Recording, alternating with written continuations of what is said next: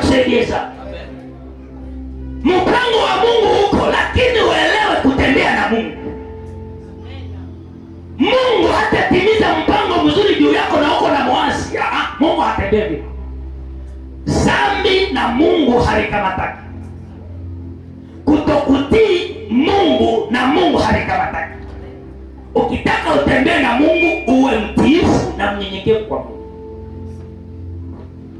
Tu dois savoir vivre l'obéissance et l'humilité devant Dieu pour vivre le plan de Dieu merveilleux.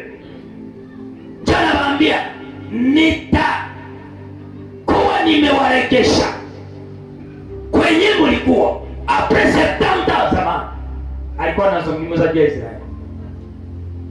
Na ile profesi shatimilika juu ya Israeli. Basharudia. Cette prophétie est déjà accomplie pour Israël. Alors aujourd'hui, iko na kuambia na wewe rudia kwa mapenzi ya nani? Ya Mungu. Ili uishi mapenzi yake na kusudi lake, unapaswa utulie na kunyenyekea kwa Mungu. Jina la Bwana lipewe sifa. Amen.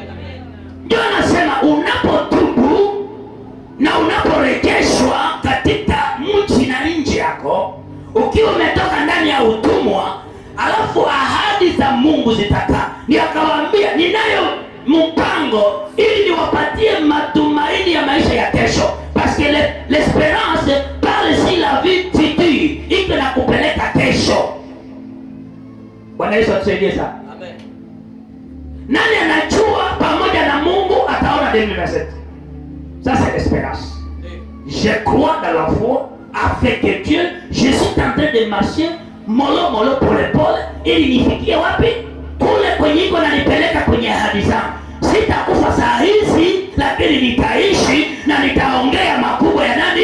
Ya Mungu. Ndio maana nina mpango juu yako, ili kesho utakaponiita na utaniona, utakaponitafuta utanipata, kwa sababu uko na relation nzuri na nani?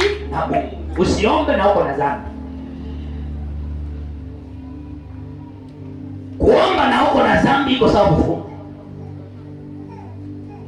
Ni ashatema. Vous m'évoquerez, ça c'est prier. Vous partirez, utaenda. Et vous me trouverez. Vous prierez et je vous observerai. Mungu hajibu yake maombi ya mwenye dhambi.